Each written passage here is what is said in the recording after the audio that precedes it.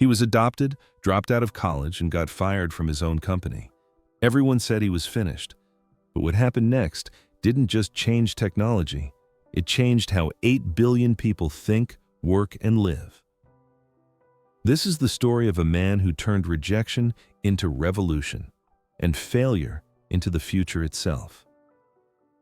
Sometimes the world has to wait decades to understand one person's vision. Sometimes that vision is so powerful it makes the entire world revolve around it. Stephen Paul Jobs' story is the perfect example of how rejection can become the beginning of revolution. Born on February 24, 1955 in San Francisco, Steve Jobs encountered rejection from his very first moments of life. His biological mother, Joanne Schiebel, had one condition when choosing an adoptive family. The child must receive a college education. Paul and Clara Jobs made this promise, but no one could predict that Steve would drop out of college and that this decision would change the world. Growing up in Mountain View, California, Steve spent hours in the garage with his father, Paul. Paul Jobs was a machinist who taught his son the most important lesson at a very young age. If you're going to do something, make even the corners that no one will see perfect, because you know they're there. This philosophy would echo through every aspect of Jobs' life. During high school, Steve met Steve Wozniak, an electronics enthusiast friend. Wozniak was 5 years older and a technical genius. The duo's first collaboration was quite controversial. They made devices called blue boxes that could trick the phone system. Jobs learned an important lesson from this experience. Technology could be turned into money. When he started at Reed College in 1972, Steve Jobs wasn't a typical student. He would attend classes barefoot, was a vegan, and had a deep interest in Eastern philosophy. But most importantly, he loved to question.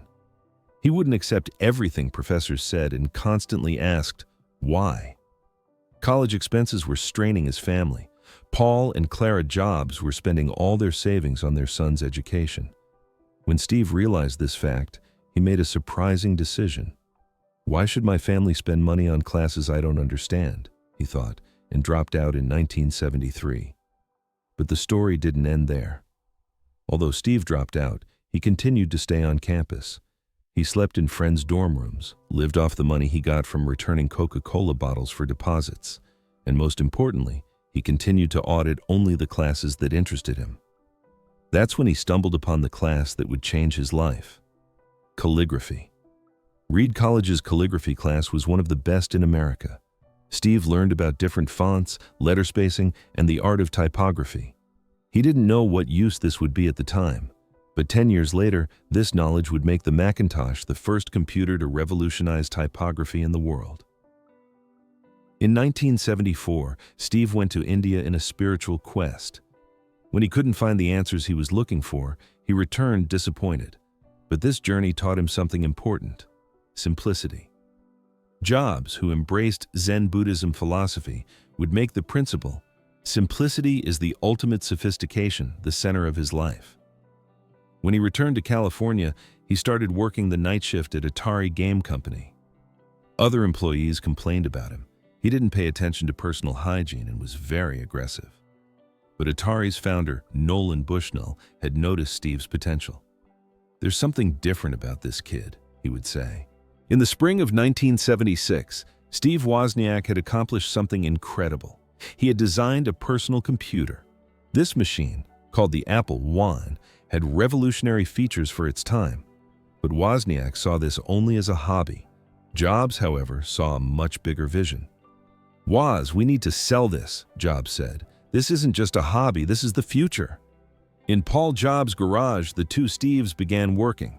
Jobs sold his Volkswagen van, Wozniak sold his HP calculator. They found a total capital of $1,300.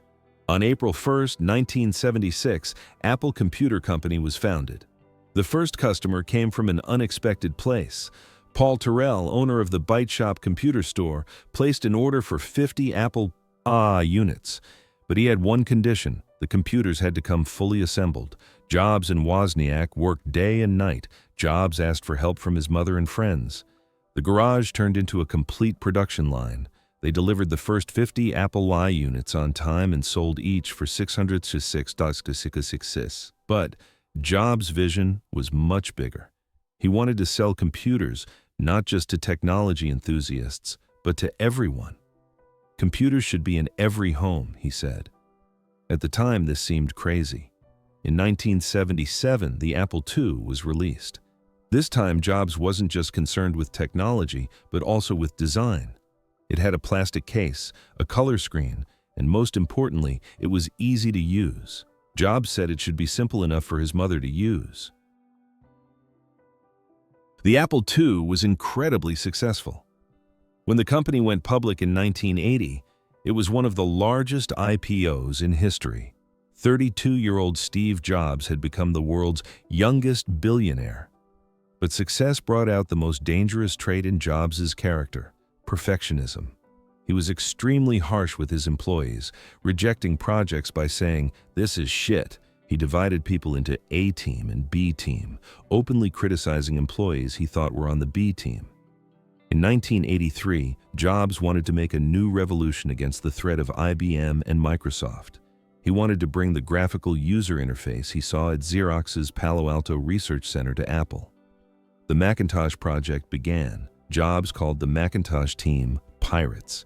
He had hung a pirate flag over their offices.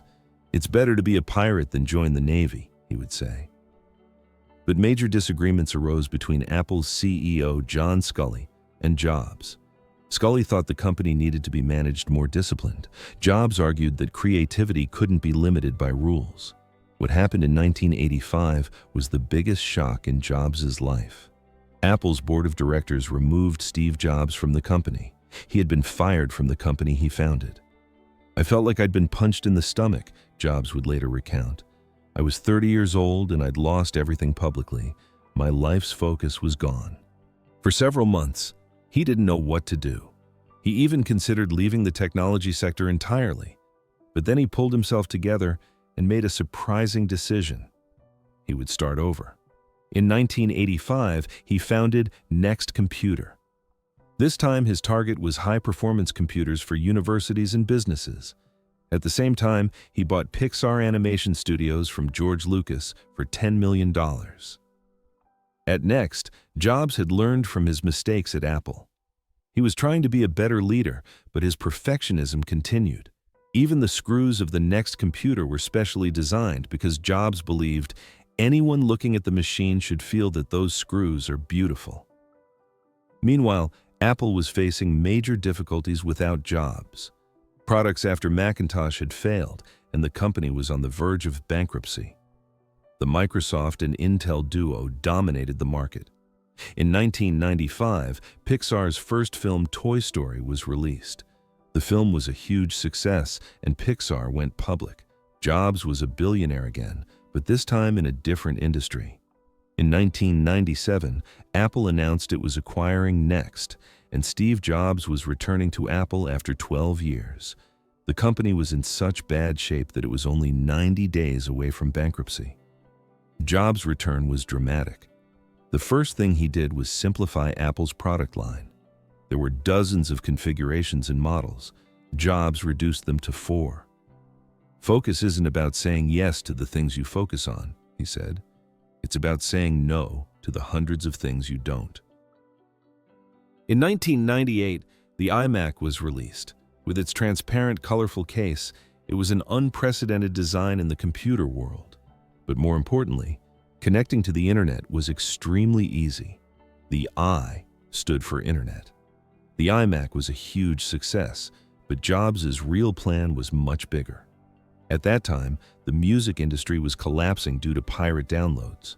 Sites like Napster allowed people to download free music. Jobs saw a different solution, making buying music easier than piracy.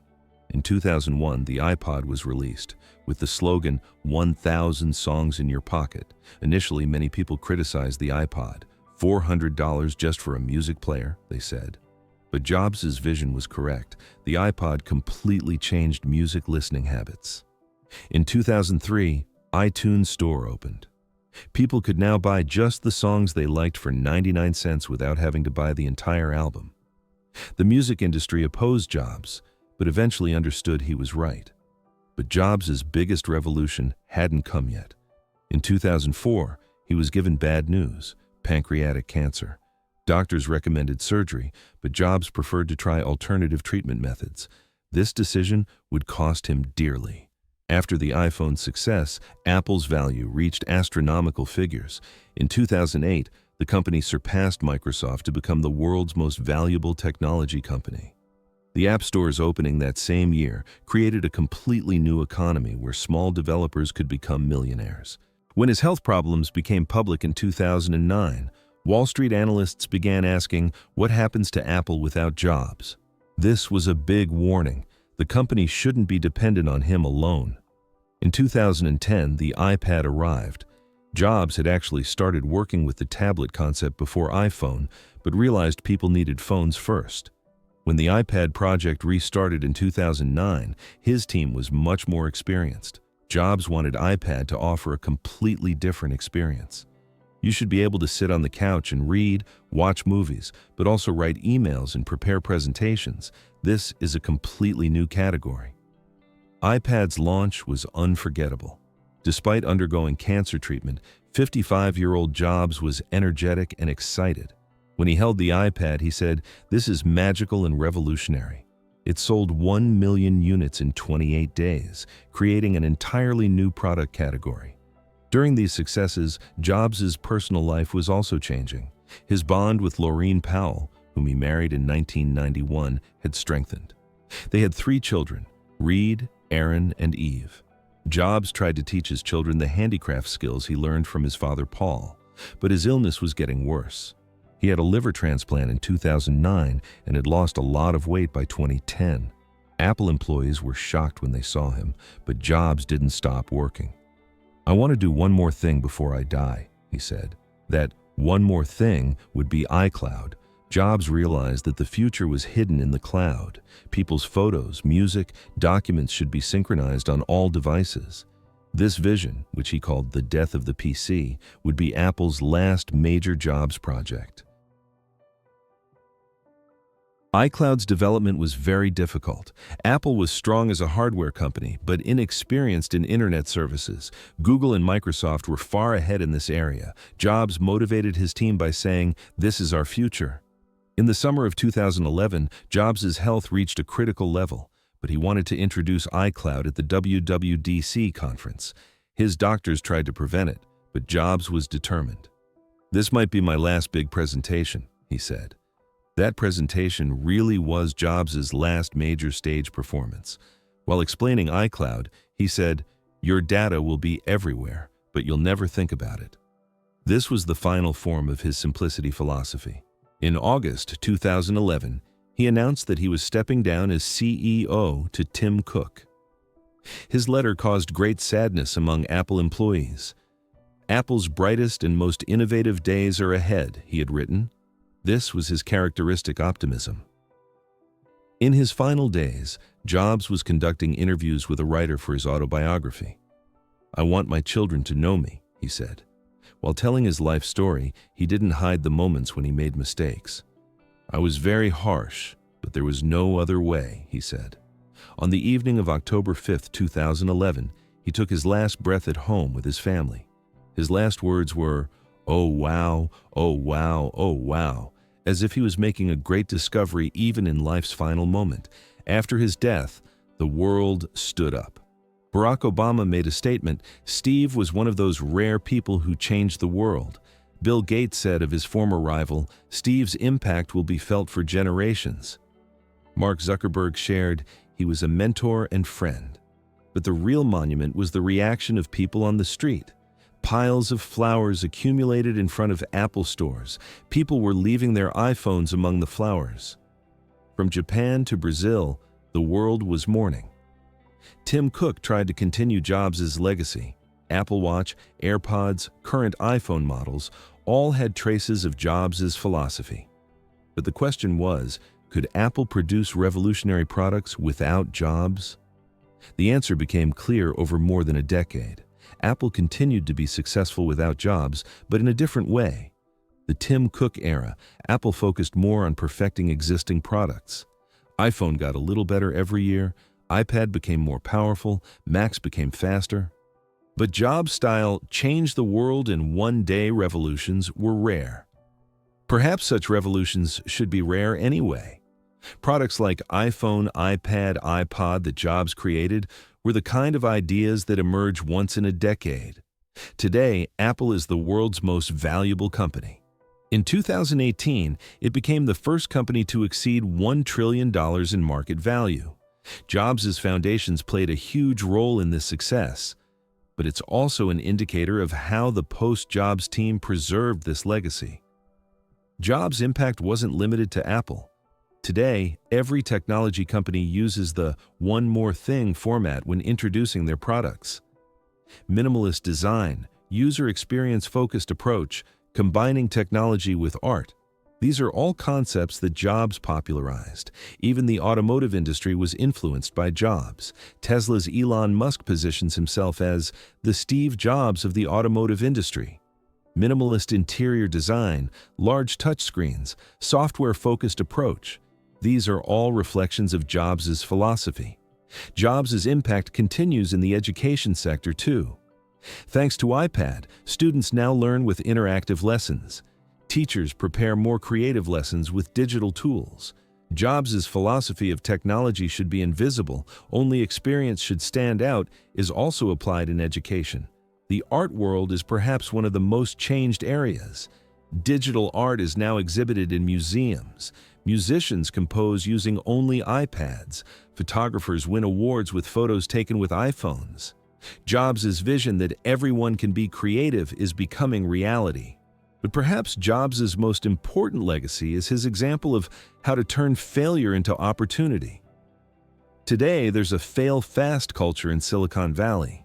Young entrepreneurs are inspired by Jobs' story of being fired from Apple, because they know that sometimes the biggest successes come after the biggest failures. In the startup world, Jobs' perfectionism approach is controversial. Some criticize his harsh leadership style. You can't behave like that in today's business world, they say. But others say, great work requires great standards. There are dozens of books written about Jobs, documentaries filmed, movies made. They all approach from different angles. But the common point is this. Jobs is one of the rare people who changed technology history with his personality power. He has critics too, of course. Some say Jobs didn't innovate, he was just a marketing genius. Some say touchscreen technology already existed, he just packaged it nicely. Some of these criticisms are fair. Jobs really did take existing technologies and make them much better. But that's also a genius. Everyone could access the same technology, but only Jobs could see their potential. Only he asked the question, why can't such a thing exist? There are paradoxes in Jobs' story too. He embraced Buddhist philosophy, but became one of capitalism's biggest representatives. He advocated simplicity, but was extremely perfectionist. He made technology for humanity, but was very harsh to his employees. These paradoxes make him even more interesting. Because Jobs' story isn't a perfect human story. He also made mistakes, made wrong decisions. But what's important is how he learned from these mistakes. His advice to young entrepreneurs is still valid today. Do what you love, because great work is only possible by doing what you love. This is a principle that seems simple but is difficult to apply. Jobs' 2005 speech at Stanford University became the most famous of graduation speeches. Stay hungry, stay foolish inspired millions of people. In that speech, Jobs told 3 stories. First story, connecting the dots. Second story, love and loss. Third story, death. In each, he gave examples from his life and inspired courage in young people. Death is probably life's best invention, he had said, because it clears out the old to make way for the new. These words became much more meaningful during his battle with cancer. Jobs' legacy continues not only in technology, but also in business management.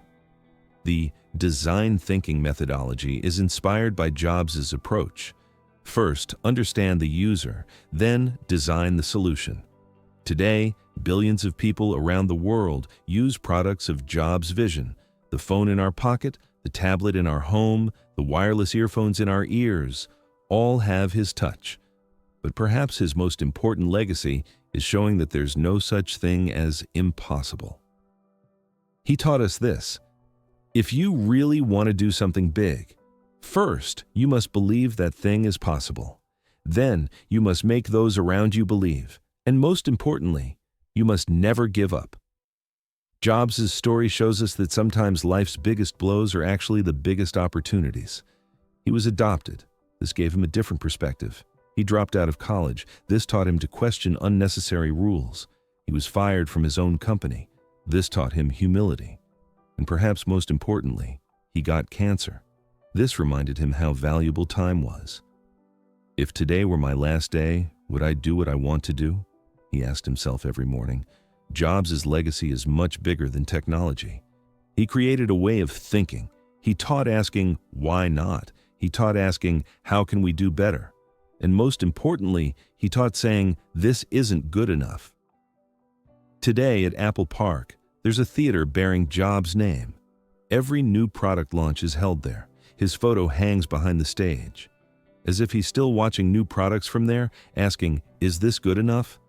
The way to preserve Jobs' legacy isn't to preserve his products, but to preserve his philosophy. Constantly questioning, never being satisfied, always seeking better. This philosophy continues at Apple, but it's also spreading throughout the world. Jobs' story shows us that sometimes the most powerful statement is expectation. If this story resonated with you, don't forget to hit that subscribe button and join our community of viewers who appreciate stories of quiet strength and unexpected talent. Where are you watching from? Let us know in the comments below. We love hearing from our global audience. Every day, people are underestimated based on appearance, gender, or background. Have you ever been in a situation where you surprised others with your hidden talents? Share your experiences in the comments. And remember, the most powerful skill isn't just expertise, but the quiet confidence to stand your ground when others doubt you. Until next time.